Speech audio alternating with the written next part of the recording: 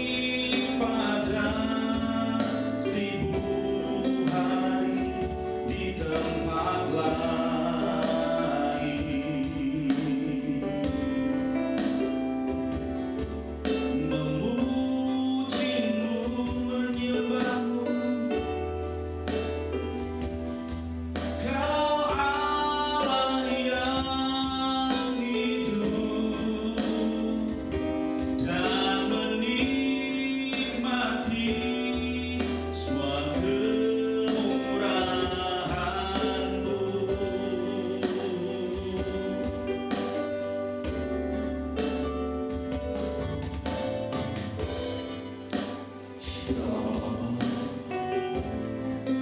bawa hatimu hari ini kepada Tuhan, dan biarlah Tuhan sendiri yang menjamah hatimu,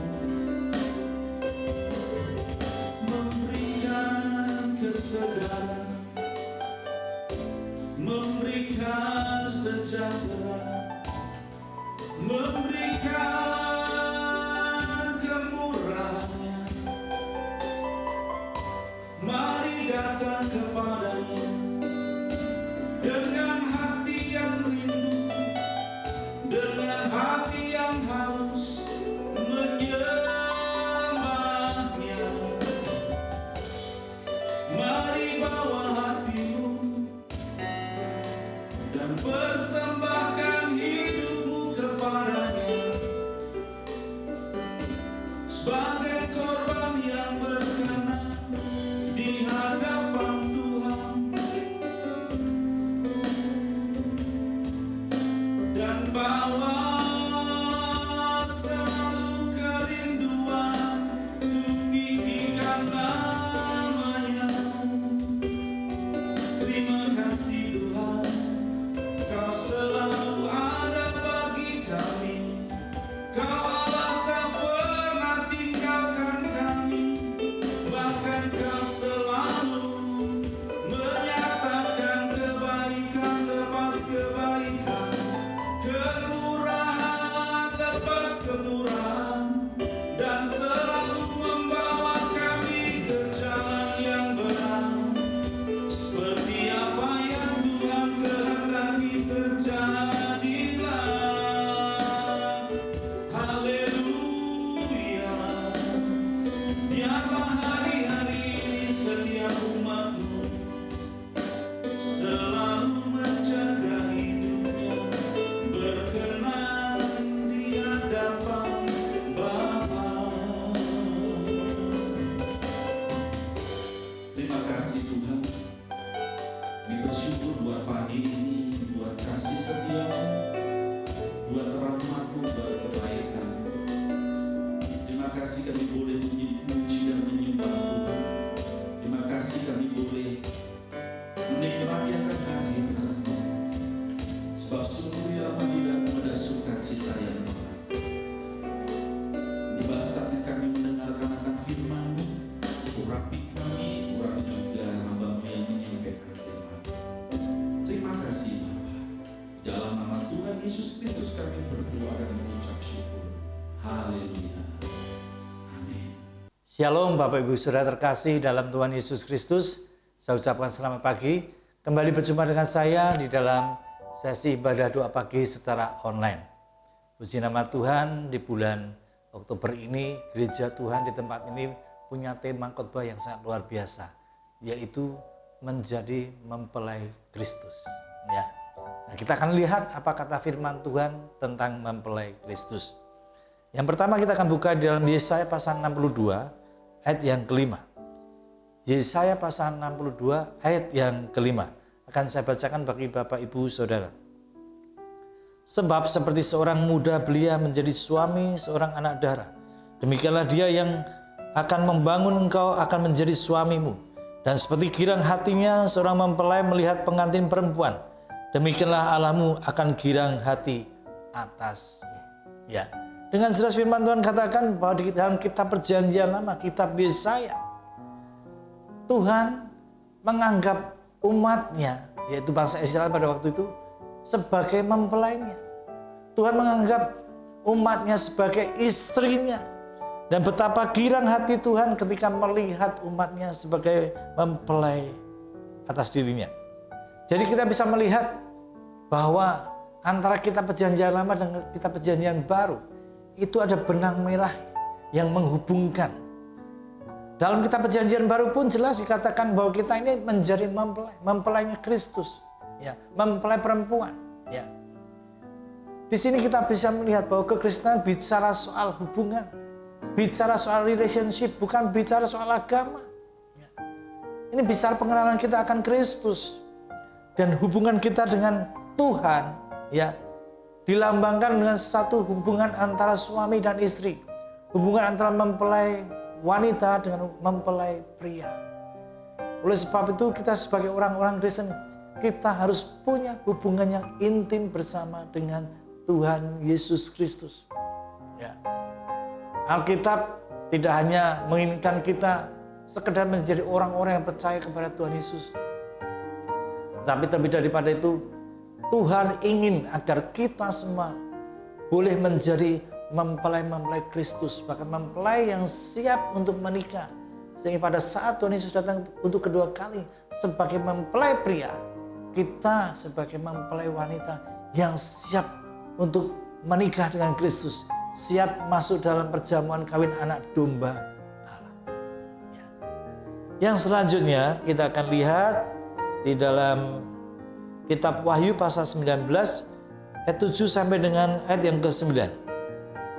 Wahyu pasal 19 ayat ke-7 sampai dengan ayat yang ke-9. Akan saya bacakan bagi Bapak Ibu Saudara. Marilah kita bersukacita dan bersorak-sorai dan memuliakan Dia, karena hari perkawinan anak domba telah tiba dan pengantinnya telah siap sedia. Dan kepadanya dikaruniakan supaya memakai kain lenan halus yang berkilau-kilauan dan yang putih bersih. Lenan halus itu adalah perbuatan-perbuatan yang benar dari orang-orang kudus. Lalu berkatalah kepadaku, tuliskan, berbahagialah mereka yang diundang ke perjamuan kawin anak domba. Katanya lagi kepadaku, perkataan ini adalah benar, perkataan-perkataan dari Allah.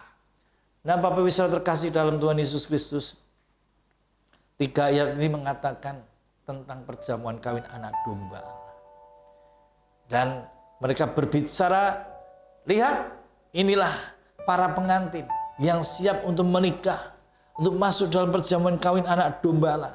Siapakah mereka? Mereka adalah orang-orang Kristen. Nah, salah satu syarat agar kita bisa masuk dalam perjamuan kawin anak domba Allah, kita mengalami pengangkatan gereja Tuhan, kita mengalami rapture, ya. Itu adalah dikatakan dalam ayat ke-8. Lenan halus itu adalah perbuatan-perbuatan yang benar dari orang-orang kudus. Jadi mempelai perempuan ini, mempelai Kristus, adalah orang-orang yang memakai kain lenan putih. Kain lenan putih berbicara tentang apa? Tentang perbuatan-perbuatan baik kita. Tentang perbuatan-perbuatan yang benar. Hidup di dalam kekudusan. Hidup di dalam kebenaran firman Tuhan. Dan hanyalah para mempelai Kristus yang betul-betul mempersiapkan hidupnya. Hidup dalam kekudusan. Hidup dalam kebenaran firman Tuhan. Memakai kain lenan putih. Itulah mempelai Kristus yang layak, siap untuk terangkat ke surga, rapture, dan masuk dalam perjamuan kawin anak domba. Sedangkan orang-orang Kristen yang masih suka hidup dalam dosa, orang-orang Kristen masih jatuh bangun dalam dosa, orang-orang Kristen masih diikat oleh dosa, bahkan mungkin bukan dosa, tetapi ikatan, kebiasaan buruk, apapun yang namanya ikatan, ya, itu selalu tidak berkenan di hadapan Tuhan. Dan orang-orang Kristen yang masih punya ikatan dosa, ikatan kebiasaan buruk, walaupun kebiasaan buruk itu belum tentu dosa, tetapi itu merupakan sebuah ikatan yang tidak berkenan di hadapan Tuhan, maka orang tersebut akan tertinggal. Dan akibatnya apa?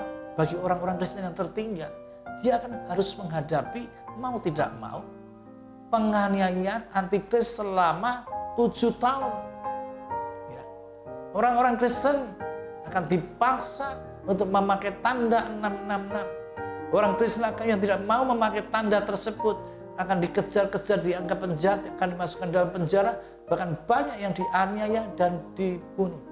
Oleh sebab itu, Bapak Ibu Saudara terkasih dalam Tuhan Yesus, dimanapun saudara Anda berada mengikuti ibadah pagi secara online ini, saya kembali mengingatkan, mari, ya, kedatangan Tuhan Yesus sudah sangat dekat, sudah diambang pintu. Mari kita persiapkan hidup kita. Jangan lagi bermain-main hidup di dalam dosa. Mari kita belajar menjadi mempelai Kristus yang memakai kain lenan putih. Ya.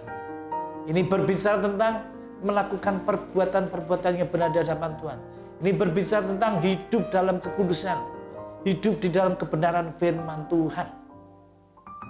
Sehingga ketika kita mempersiapkan hidup kita dengan sungguh-sungguh hidup benar di hadapan Tuhan, memakai kain lenan putih, maka pada saat Tuhan Yesus Kristus sebagai mempelai pria datang di awan-awan. Kita semua sebagai mempelai Kristus, kita siap terangkat masuk dalam perjamuan kawin anak domba Allah. Ya, dikatakan berbahagialah mereka yang diundang ke perjamuan kawin anak domba. Katanya lagi kepadaku, perkataan ini adalah benar, perkataan-perkataan dari Allah. Saya kira percaya firman Tuhan akan memberkati kita semua dimanapun Anda berada yang mendengarkan. Saya percaya ketika kita membuka fajar dengan berdoa menyembah Tuhan, dengan merenungkan firman Tuhan, maka saya kira percaya sepanjang hari ini kita hidup dalam pimpinan Roh Kudus, dan apapun yang kita lakukan akan Tuhan buat menjadi berhasil, dan nama Tuhan dipermuliakan di dalam hidup kita. Amin. Tuhan Yesus memberkati. Selamat pagi.